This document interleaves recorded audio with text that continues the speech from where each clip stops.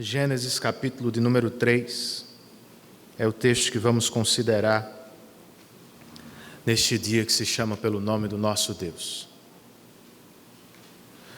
Uma das cenas mais emocionantes de O Sobrinho do Mago é a criação da terra encantada de Nárnia. Aslan, o grande leão, enquanto anda de um lado para o outro, canta uma linda e doce canção. Ao som de sua voz, sol, lua e estrelas surgem do céu. Na terra, montanhas, mares, flores e árvores são criados. E, de repente, animais de todas as espécies começam a aparecer. É um capítulo, irmãos, de tirar o fôlego, vale a pena conferir. E ao final dele, depois de realizar toda a obra da criação, o grande leão fala pela primeira vez. E na avaliação das crianças, era a voz mais profunda e selvagem que já haviam escutado. E ela dizia: Nárnia, Nárnia, desperte. Ame, pense, fale, que as árvores caminhem, que os animais conversem, que as águas sejam divinas. Tudo parecia pronto, organizado, em seu devido lugar. Tudo menos Dígore. Pois, embora estivesse maravilhado com tudo o que ouvia e via, em sua mente ele não conseguia deixar de pensar sobre sua mãe, que estava acamada, sofrendo de uma doença terminal na Inglaterra. E se ela pudesse estar aqui, seria curada? E se eu conseguisse levar um fruto encantado desta terra, seria ela poupada da morte? Não é essa a nossa experiência também, queridos? Em alguns momentos da vida nos pegamos maravilhados com Deus e com tudo o que Ele faz. Em outros, porém, somos assaltados por tristezas e decepções. Por que tem que ser assim? Por que não podemos viver apenas os dias alegres? O que aconteceu com a boa criação de Deus? E mais importante ainda, haverá esperança para os tristes, para os doentes, para os fracos, para os homens e mulheres sofredores deste mundo caído? Vamos descobrir as respostas enquanto estudamos o capítulo de número 3 de Gênesis. Para começar, eu quero ler com vocês apenas o verso de número 21. Gênesis 3, versículo de número 21. O texto inspirado registra o seguinte: o Senhor Deus fez roupas de pele e com elas vestiu Adão e sua mulher. Vamos orar mais uma vez? Senhor, agora que nos aproximamos de Tua palavra para estudá-la, ouvi-la, nós rogamos pela assistência do Teu Espírito. Queremos repetir, Senhor, a oração do salmista, quando há muito tempo ele escreveu: inclina os nossos corações para os Teus estatutos, e que eles sejam o nosso deleite. Que assim seja, ó Deus. Que tenhamos ouvidos para ouvir, e que nos alegremos no que lemos e aprendemos com Tua palavra. Assiste-nos, ó Espírito. Oramos em nome de Cristo e para o louvor da glória dEle. Amém.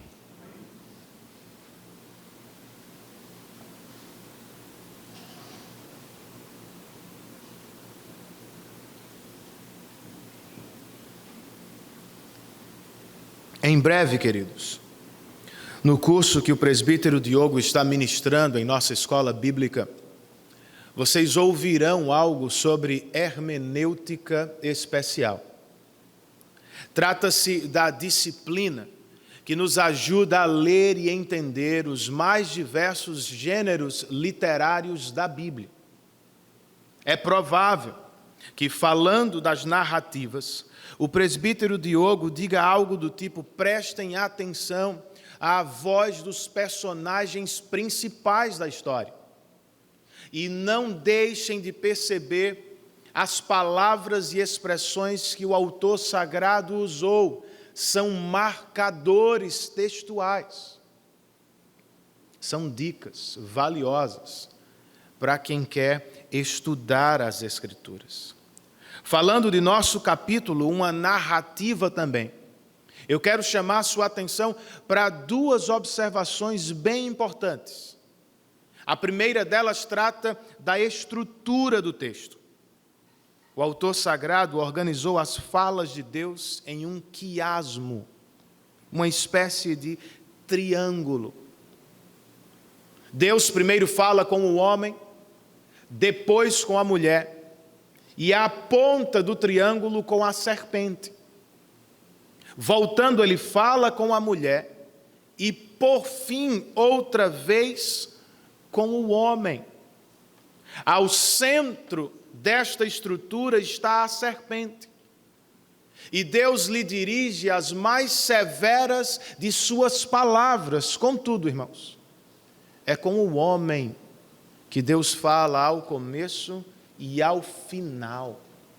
E com isso, Moisés está nos dizendo que a responsabilidade pelo que aconteceu pesava muito mais sobre ele. A segunda observação que quero fazer é: Moisés usou marcadores para destacar sua mensagem. Ao final do capítulo 2, ele nos contou que o homem e a mulher viviam nus e não sentiam vergonha. Se lembram disso? Ao final, porém, da primeira divisão do capítulo 3, já no verso 7, ele nos conta que os olhos dos dois se abriram e eles perceberam que estavam nus. Então juntaram folhas e se cobriram.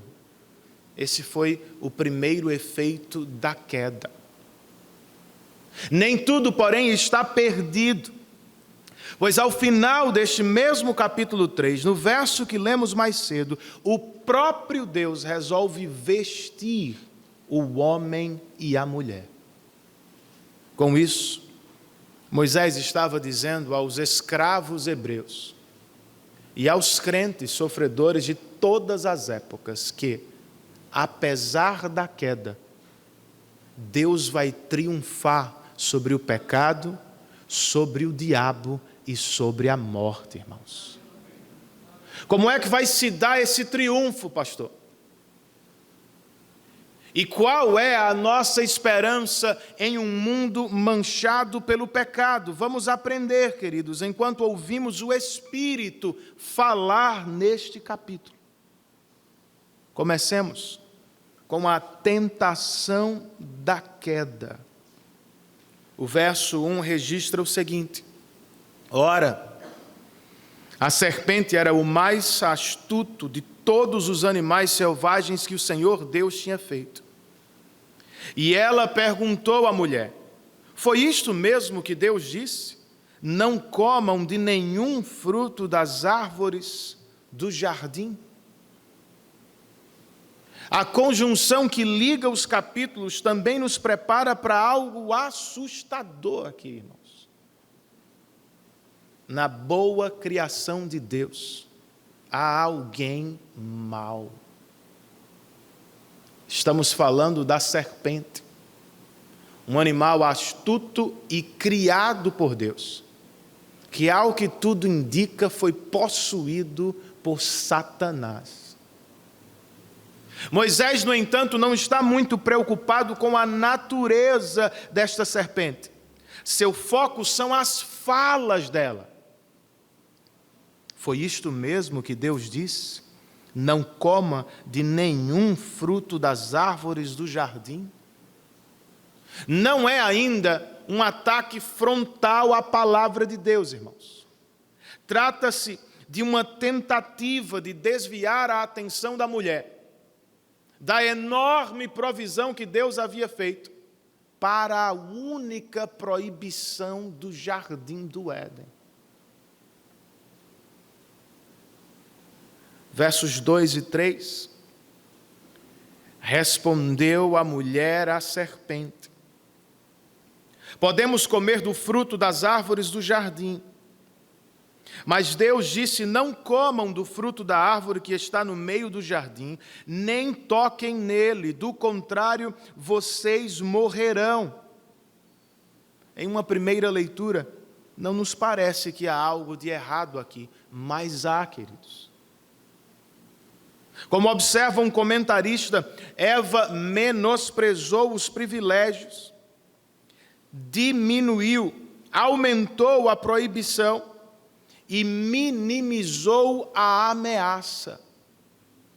Outro comentarista coloca: Eva diminuiu a palavra, adicionou a palavra e, por fim, aliviou a palavra de Deus. É verdade. Em vez de dizer que Deus lhe deu todas as árvores do jardim, como se acha lá no capítulo 1, ela falou apenas em árvores, sem entusiasmo ou alegria. Em vez de parar na ordem, não comam do fruto da árvore, ela acrescentou por conta própria, nem toquem nela, fazendo Deus parecer severo. E em vez de usar o certamente morrerá do capítulo 2, ela faz uso apenas da expressão do contrário morrerão. E com isso ela alivia a ameaça que Deus havia feito. Ao que tudo indica, algo já estava acontecendo no coração dela. A serpente percebeu e por isso desferiu seus golpes mortais, versos 4 e 5. Disse a serpente à mulher: certamente não morrerão. Notem o plural. Deus sabe que no dia em que dele comerem, seus olhos se abrirão, e vocês, como Deus, serão conhecedores do bem e do mal. Esse é o ataque frontal, irmãos. Em uma única fala, a serpente contradiz a palavra de Deus. Ela pinta o Senhor como alguém que não quer o melhor para a humanidade. E por fim ela oferece à mulher e ao homem a possibilidade de serem divinos, plenamente realizados. E de repente ela desaparece, sai de cena, deixando a decisão nas mãos de Adão e Eva. Versos 6 e 7. Quando a mulher viu que a árvore parecia agradável ao paladar, era atraente aos olhos, e além disso desejável para dela se obter discernimento, tomou do seu fruto, comeu-o e o deu a seu marido, que comeu também. Os olhos dos dois se abriram e perceberam que estavam nus. Então juntaram folhas de figueira para cobrir-se. Eva foi levada por valores pragmáticos, irmãos. Já que é agradável, eu quero. Por aparência estética, já que é atraente, é bom. Pelo engano do poder, já que serei como Deus, eu topo. E depois de nos informar que a mulher estava vencida, a narrativa é acelerada através de verbos curtos, que nos levam a mais uma surpresa. O homem, que aparentemente esteve por perto o tempo todo, não ofereceu resistência alguma. Pelo contrário, ele seguiu a liderança de sua mulher, comeu do fruto que ela lhe deu, e como resultado, os olhos dos dois se abriram. Porém, em vez de realização e poder, o que encontraram foi culpa e vergonha.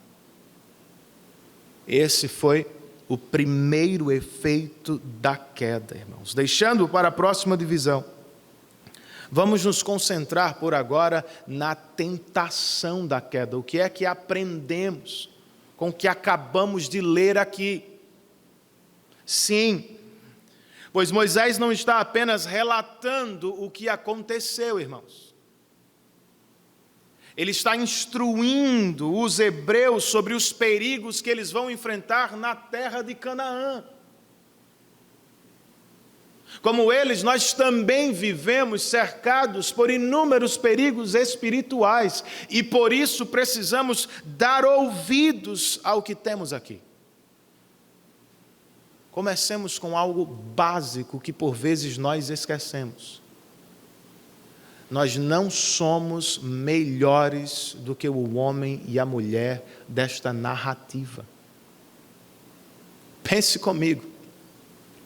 Se eles caíram em um paraíso perfeito, por que você acha que nossa vida vai ser mais fácil em um mundo caído? Não será. E não se trata, como pensamos às vezes, de se ter apenas um melhor ambiente social ou uma melhor educação. Tome nota, nossos pais estavam num ambiente perfeito e mesmo assim eles caíram. E desde que cometeram o que a teologia chama de pecado original, ou seja, o pecado que se originou neles, como seus descendentes, todos nós fomos profundamente afetados, radicalmente depravados. O que significa que nós não somos capazes, sozinhos, de resistir às tentações que nos cercam. Nenhum de nós é poderoso o bastante para ficar de pé o tempo todo. Se essa é a nossa realidade, irmãos, nós devemos nos afastar das tentações de Satanás o quanto antes. Foi Jesus quem disse aos discípulos no Getsêmani: levantem-se e orem para não entrar em tentação. Jesus estava certo. Adão e Eva são prova disso. Porque se deixaram entrar na tentação, porque não se afastaram imediatamente da serpente, caíram. É o que vai acontecer com você. É o que pode acontecer comigo, se eu não me afastar das tentações de Satanás. Por isso, antes que seja tarde demais, faça como José, corra da tentação. E se necessário for, dê ouvidos ao ensino de Jesus no Sermão do Monte. Se o seu olho direito fizer pecar, arranque-o. A ideia é, não espere para ver se você vai ficar de pé. Não se deixe sequer tentar. Se você entrar, dificilmente você ficará de pé. Fuja o quanto antes. E depois, pastor, se aproxime de Deus. Em vez de se concentrar nas tentações, faça de Deus e de suas dádivas o seu foco. Era o que Adão e Eva deveriam ter feito, não fizeram. Mas é o que Moisés espera dos hebreus que vão tomar posse da terra prometida. Por isso, em Deuteronômio, e estando às margens de Canaã, ele lhes disse sobre a palavra de Deus, ou sobre as palavras de Deus: elas não são inúteis, são a sua vida, Por meio delas, vocês viverão muito tempo na terra da qual tomarão posse do outro lado do Jordão. A palavra de Deus é a nossa vida, queridos. É a nossa comida. Foi Jesus quem disse ao tentador: nem só de pão viverá o homem, mas de toda palavra que procede da boca de Deus. Aproximar-se de Deus é aproximar-se de sua palavra. Quanto mais próximo da palavra você estiver, mais seguro e satisfeito você estará em Deus. E enquanto estudamos a palavra, porque somos fracos como Adão e Eva, nós oramos. Oramos como Jesus nos ensinou: Pai nosso, não nos deixes cair em tentação, mas livra-nos do mal. É o que aprendemos, queridos, com os primeiros versos ou com a primeira divisão deste capítulo tão importante. Depois de nos falar sobre a tentação, Moisés destaca o efeito da queda. Os versos 8 e 9 nos informam que, ouvindo o homem e sua mulher os passos do Senhor Deus, que andava pelo jardim quando soprava a brisa do dia, esconderam-se da presença do Senhor Deus entre as árvores do jardim. Mas o Senhor Deus chamou o homem perguntando: onde está você? O primeiro efeito da queda foi a separação entre homem e mulher. Quando se cobriram um do outro, eles levantaram um muro. O segundo efeito é este: separação entre Deus e os homens. E em vez de se sentirem do tamanho de Deus, como sugeriu a serpente, os nossos pais tiveram medo e se esconderam. Nas palavras de João Calvino, são gigantes escondidos. De que vale? Morreram espiritualmente e por isso se afastaram um do outro e principalmente de Deus. A maravilha das maravilhas, irmãos, é esta: o Senhor, porém, não se afastou deles. Como coloca um comentarista, o jardineiro não deixou o jardim, e a prova de seu amor é a relutância em abandonar o homem e a mulher. Diferentemente destes que correram para longe, o Senhor correu na direção deles. Homem, onde está você? O homem respondeu, verso 10: ouvi teus passos no jardim e fiquei com medo, porque estava nu. Por isso me escondi. E Deus perguntou, verso 11: quem disse que você estava nu?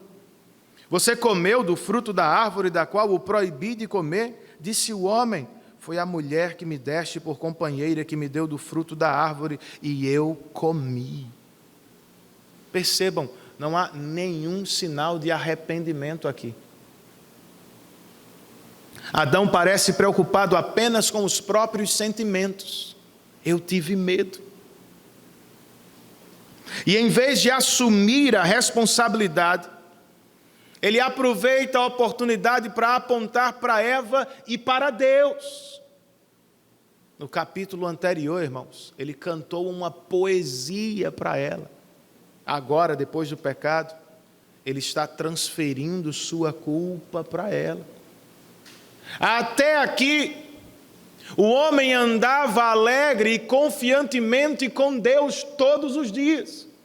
Mas por causa do pecado, o homem foge e se esconde do Senhor. E Eva, como foi que ela respondeu, pastor? Verso 13. O Senhor Deus perguntou então à mulher: que foi que você fez? E respondeu a mulher: a serpente me enganou e eu comi. De novo, irmãos, não há sinal de contrição aqui. E como Adão apontou para Eva, Eva apontou para a serpente. Todos estão tentando transferir a culpa pelo que aconteceu. Não é o que vemos até hoje. Dificilmente alguém me diz de primeira: pastor, eu sou o responsável, sou o culpado pelo que estamos vivendo.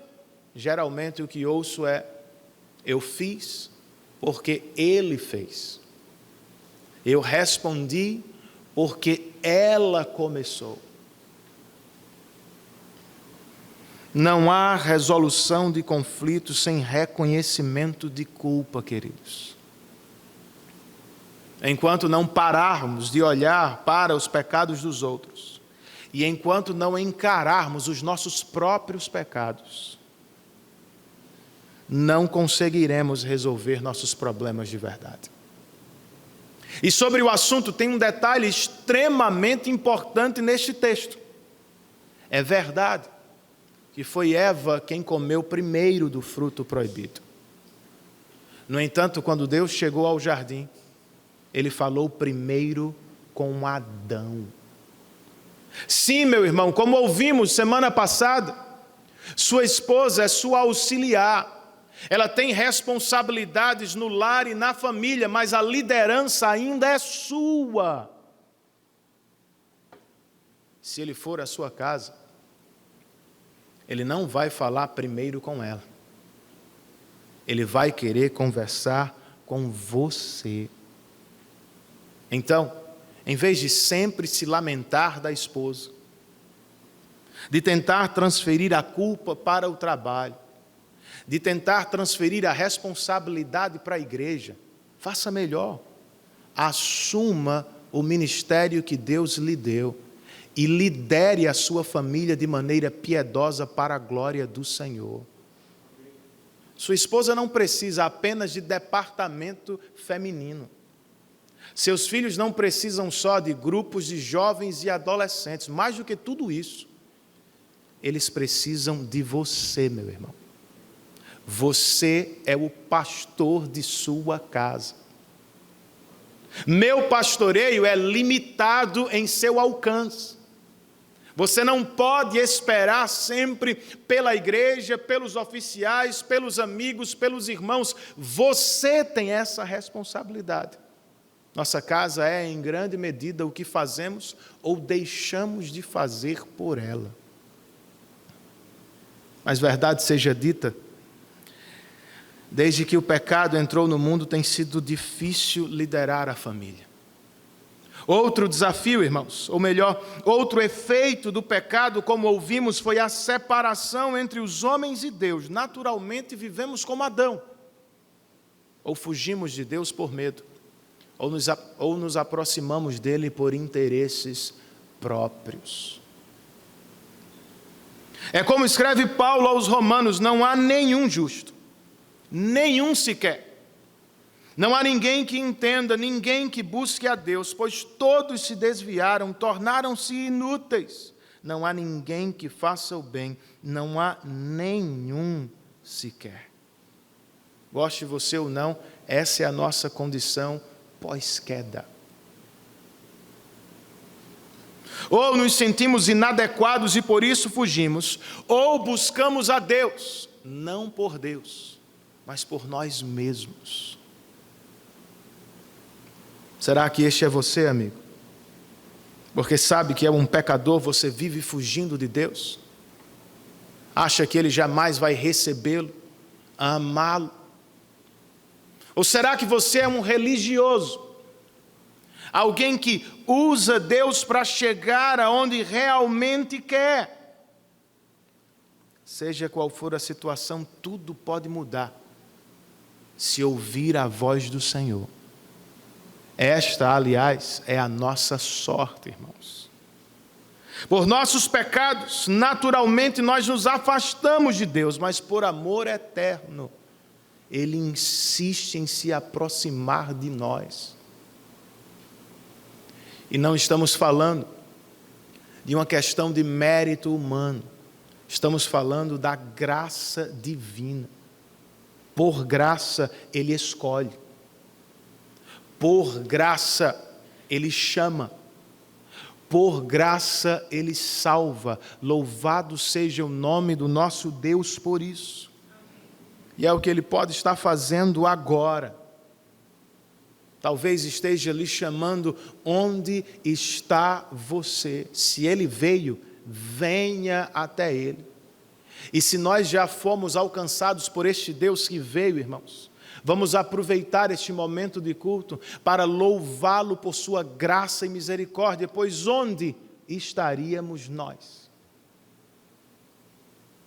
Não fosse a graça de Deus, estaríamos todos perdidos e escondidos na escuridão dos nossos pecados. Mas louvado seja o Deus que veio e que por graça nos alcançou e nos chamou para a salvação. Depois de nos falar da tentação e do efeito da queda, Moisés destaca ainda os oráculos da queda. Da mulher, o Senhor se volta para a serpente, versos 14 e 15.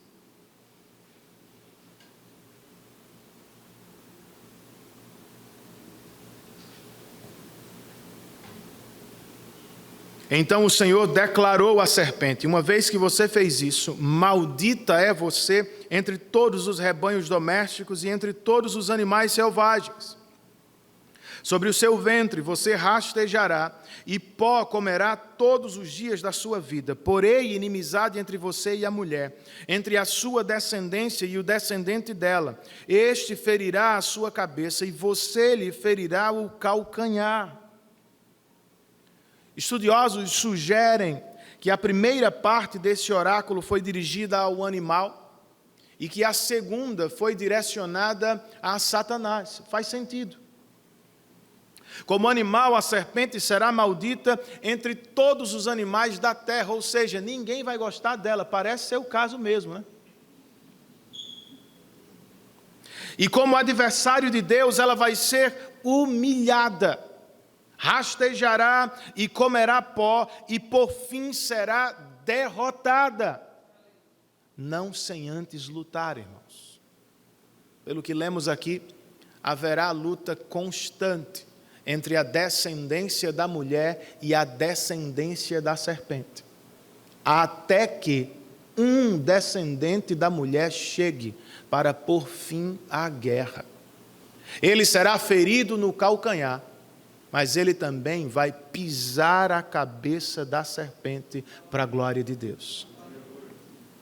Da serpente o Senhor se volta para a mulher, verso 16. A mulher, ele declarou: multiplicarei grandemente o seu sofrimento na gravidez. Com sofrimento você dará à luz filhos. Seu desejo será para o seu marido e ele a dominará. Por causa do pecado, irmãos, a mulher vai sofrer na maternidade e no casamento. Ela ainda terá filhos, mas com sofrimento. Ela ainda terá esposo, mas com luta. Seu desejo será para o seu marido, não diz respeito ao desejo sexual, como alguns interpretaram ao longo da história. A expressão encontra um paralelo imediato no capítulo 4 deste mesmo livro, quando o Senhor diz a Caim que o pecado está à porta e deseja dominá-lo. O que temos aqui é algo parecido. A mulher que fora criada para auxiliar, depois da queda, vai tentar dominar marido e casa. Por fim, chegamos ao que Deus disse ao homem, versos 17, 18 e 19. E ao homem, Deus declarou: visto que você deu ouvidos à sua mulher e comeu do fruto da árvore da qual ordenei a você que não comesse, maldita é a terra por sua causa. Com sofrimento você se alimentará dela todos os dias da sua vida. Ela lhe dará espinhos e ervas daninhas, e você terá que alimentar-se das plantas do campo. Como o suor do seu rosto, você comerá o seu pão, até que volte à terra, visto que dela foi tirado, porque você é pó, e ao pó voltará. Como a mulher, irmãos, o homem terá de sofrer no cumprimento de sua missão. Para prover, ele vai ter que suar enquanto trabalha entre espinhos e ervas daninhas. E por fim, e também por graça, ele será obrigado a enfrentar o supremo castigo do pecado, a morte. É como tem sido desde então.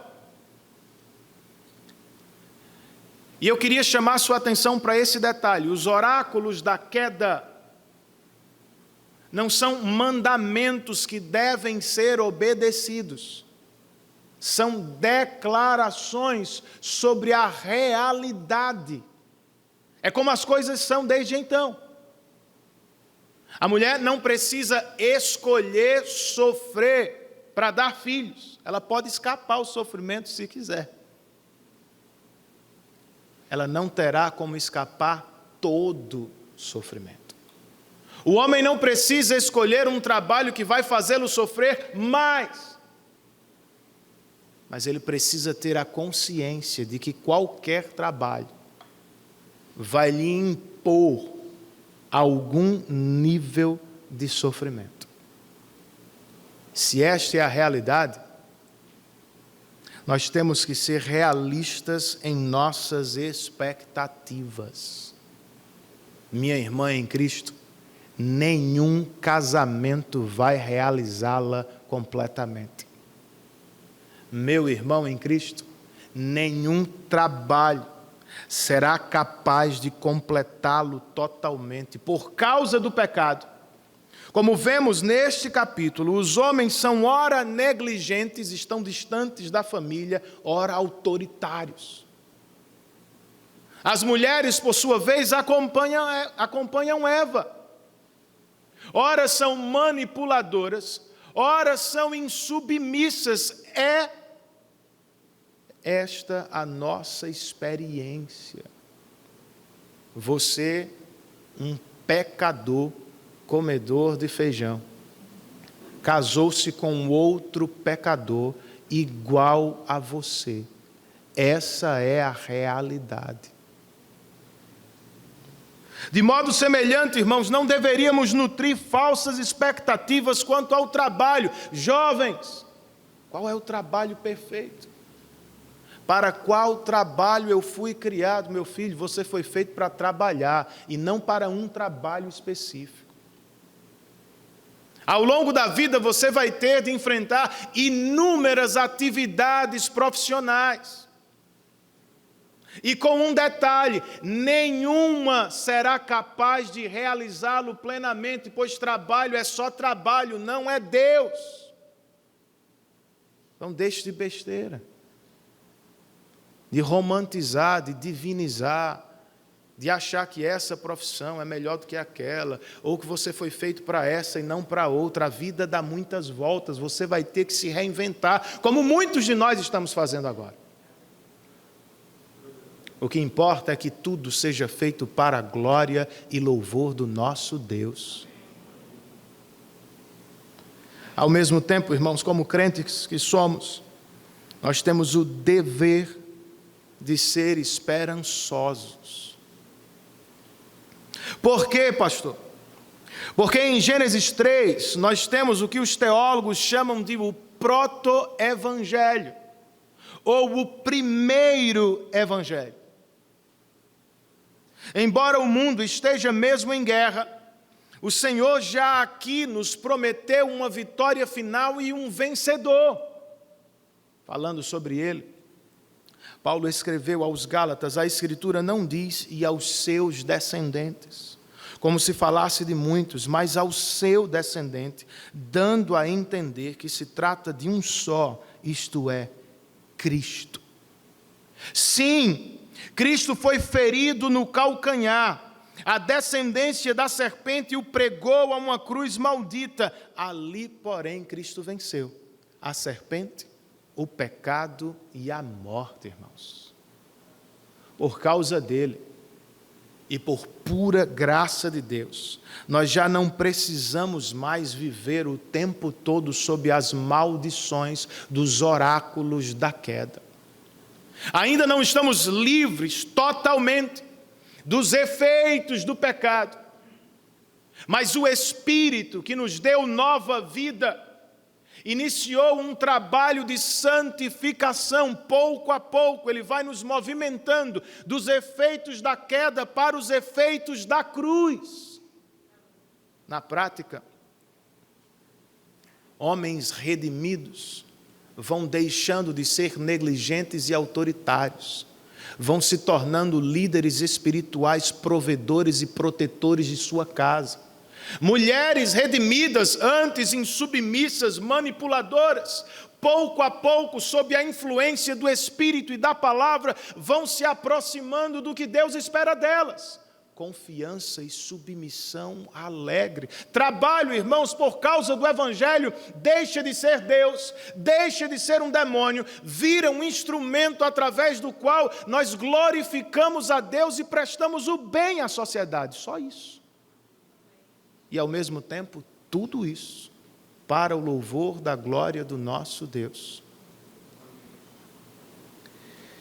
Depois da tentação, do efeito e dos oráculos da queda, Moisés fecha este capítulo nos falando da graça da queda. O presbítero Diogo mencionou semana passada, que durante a juventude ele pensou, como muitos de nós, que a Bíblia estava dividida entre lei e graça, que não havia lei no Novo Testamento e que não havia graça no Antigo Testamento. Há graça no primeiro verso da Bíblia, quando Deus resolveu criar todas as coisas. E há muita graça aqui, irmãos, disponível para homens e mulheres pecadores como nós somos. Os versos 20 e 21 nos dizem que Adão deu à sua mulher o nome de Eva, pois ela seria mãe de toda a humanidade. O Senhor Deus fez roupas de pele e com elas vestiu Adão e sua mulher. Apesar da queda, estudiosos nos apontam isto. Adão creu que de sua mulher viria o descendente prometido e por isso deu a Eva o nome de mãe de todos. O Senhor, por sua vez, deu roupas de pele de animal ao homem e à mulher, o que claramente já é melhor do que eles mesmos fizeram. Roupas de folhas de figueira. E claro, irmãos, trata-se ainda bem cedo na história da redenção de uma foto daquele sacrifício que viria mais tarde, o sacrifício do Cordeiro de Deus. Todavia, o castigo pelo pecado deve ser cumprido, irmãos. Versos 22, 23 e 24. Então disse o Senhor Deus: agora o homem se tornou como um de nós, conhecendo o bem e o mal. Não se deve, pois, permitir que ele tome também do fruto da árvore da vida e o coma, e assim viva para sempre. Por isso o Senhor Deus o mandou embora do jardim do Éden para cultivar o solo do qual fora tirado. E depois de expulsar o homem, colocou a leste do jardim do Éden querubins e uma espada flamejante que se movia, guardando o caminho para a árvore da vida. Uma vez que homem e mulher pecaram, e em certo sentido se tornaram como Deus, independentes, eles foram castigados. Receberam, na verdade, castigo e graça. Por graça, irmãos, eles foram proibidos de se aproximar da árvore da vida. Já imaginou, pergunta um comentarista, que desastre seria se pecadores como Lameque e Hitler vivessem para sempre? Não importa quão grande seja o reino dos maus, todos morrerão e seu terror acabará. Isso já é graça. Ainda assim, estamos falando de um castigo. Homem e mulher e seus descendentes, todos foram banidos da presença de Deus. O caminho foi fechado.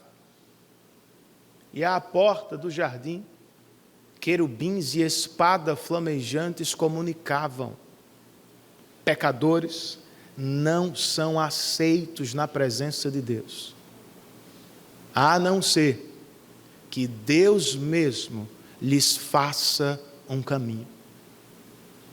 O problema é que desde então, quase sempre estamos tentando fazer o nosso caminho. É isso que chamamos de religião humana. Deus também tem a sua, irmãos. Ele tem um único caminho. Antes de considerá-lo mais de perto, vamos dar atenção ao castigo do pecado. Adão e Eva pecaram e por isso foram expulsos da presença abençoadora de Deus.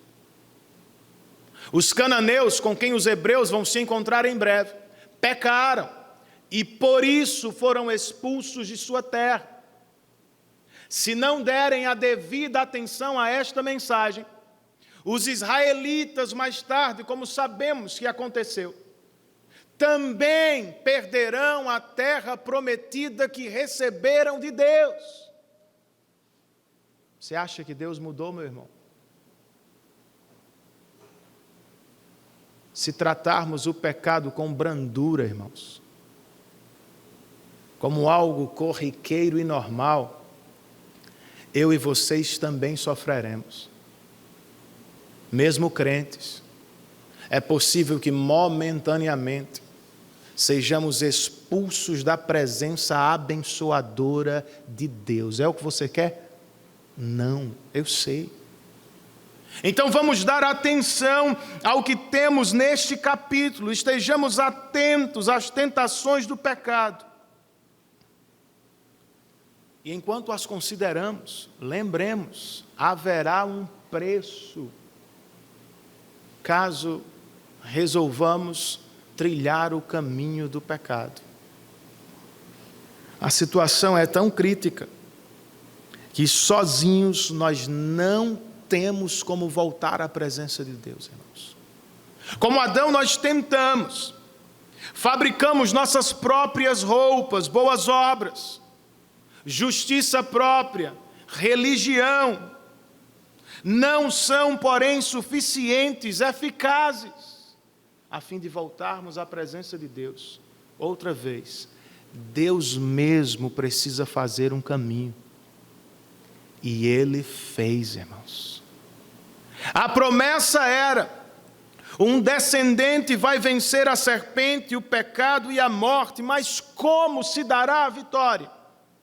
Ao vestir Adão e Eva com roupas de pele de animal, o Senhor já estava nos apontando o caminho da salvação. De cara, não seria por nossa iniciativa e inteligência. Seria por iniciativa livre e soberana dele. Sacrifício seria feito, irmãos, e sangue haveria de ser derramado para pagar por todos os nossos pecados. Foi por isso que por séculos os israelitas sacrificavam um animal em um culto. E eu não sei se vocês sabiam, sempre que os animais eram sacrificados, como temos em Levítico 7, o sacerdote ficava com a pele do animal, para fazer alusão àquilo que Deus havia feito no jardim do Éden. Mas eles deveriam ter parado, irmãos. Foi o que fizeram, ou era o que deveriam ter feito somente até Cristo. Pois Ele é, como disse João, o Cordeiro de Deus que tira o pecado do mundo. Diferentemente de Adão, nosso segundo representante foi tentado, mas não caiu. Ele resistiu e levou uma vida perfeita. Ainda assim, a descendência da serpente o pregou a uma cruz, o que àquela altura parecia uma derrota clara e final. Mas para nossa surpresa, ou daqueles que estavam ali em volta da cruz, Mateus nos conta que no momento em que Jesus morreu, o véu do santuário rasgou-se em duas partes, de alto a baixo. Pode não parecer muita coisa, mas é. Pois o véu do santuário sempre existiu para separar os pecadores do lugar santíssimo de Deus. E sobre o véu estavam bordados querubins que avisavam aos homens: não tem como entrar na presença de Deus. Mas quando Jesus morreu, irmãos, o véu foi rasgado de alto a baixo, indicando que o caminho outra vez estava aberto. Ele continua assim, para todos aqueles que confiam em Cristo como Senhor e Salvador de suas vidas. Se este é você, meu irmão em Cristo, não menospreze este tremendo presente de Deus, com as portas dos céus abertas. Não entre de vez em quando, não fique distante muito tempo, como diz o autor de Hebreus. Entre com confiança e ousadia, sabendo que nele, no Deus que está assentado no trono, você vai encontrar graça e misericórdia no dia da necessidade. E se estou falando com alguém que ainda não entrou, quem sabe hoje é o dia da sua salvação. Em vez de tentar produzir o próprio caminho para a alegria, realização, ou mesmo para agradar a Deus, decida, se o Espírito estiver falando ao seu coração, decida abraçar o caminho que Deus lhe apontou: Cristo.